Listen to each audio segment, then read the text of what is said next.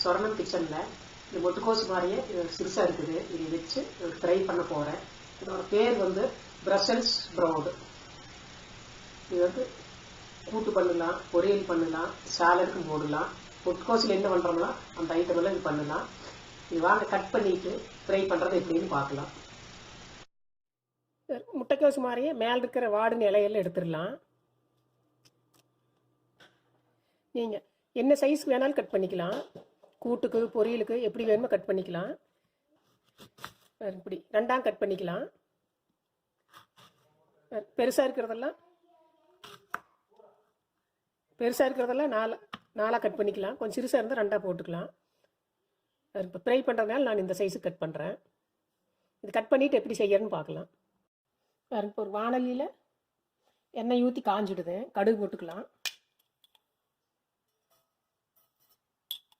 கடுகு வெடிச்சது, கடலைப்பருப்பு ஒரு ஸ்பூன், உளுந்து ஒரு ஸ்பூன், அது அப்படியே செவந்து வந்ததையுமே கருவேப்பிலை, பெரிய வெங்காயம், ஒரு சின்ன சைஸ் வெங்காயம் கட் பண்ணி போட்டுருக்கிறேன்.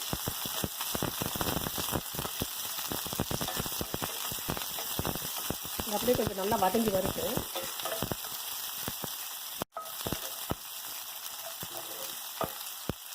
மஞ்சத்தூள் 1/2 டீஸ்பூன், மிளகாய்த்தூள் 1 டீஸ்பூன். நீங்கள் காரத்துக்கு தகுந்த மாதிரி போட்டுக்கலாம். இந்த மிளகாய் பொடிக்கு பதிலாக நீங்கள் பெப்பரும் கூட போட்டுக்கலாம். நீங்கள் காரத்துக்கு தகுந்த மாதிரி எச்சு கம்மி போட்டுக்கோங்க. வெங்காயமெல்லாம் நல்லா வதங்கிடுது. வெட்டி வச்ச காயை போட்டுக்கலாம்.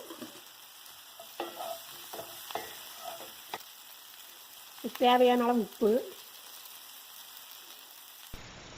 இதுக்கு நார்மலை விட எண்ணெய் கொஞ்சம் ஜாஸ்தி ஊற்றிக்கலாம்.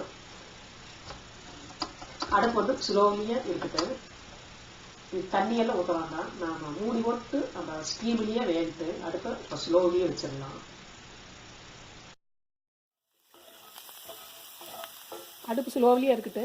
மூடி போட்டு மூடி வச்சிடலாம்.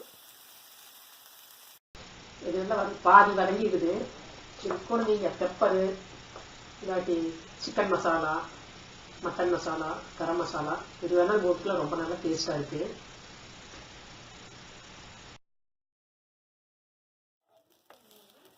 நல்லா ஃப்ரை ஆகிடுது. 10லிருந்து 15 நிமிஷம் இருக்கணும். ரொம்ப நல்லா டேஸ்டாக இருக்குது.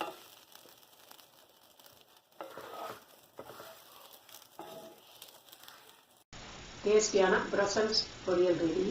நீங்கள் செஞ்சு வாங்க. வீடியோ பிடிச்சிருந்தா லைக் பண்ணுங்கள், மறக்காம சப்ஸ்கிரைப் பண்ணுங்கள், கமெண்ட்ஸில் என்ன சொல்லுங்கள்.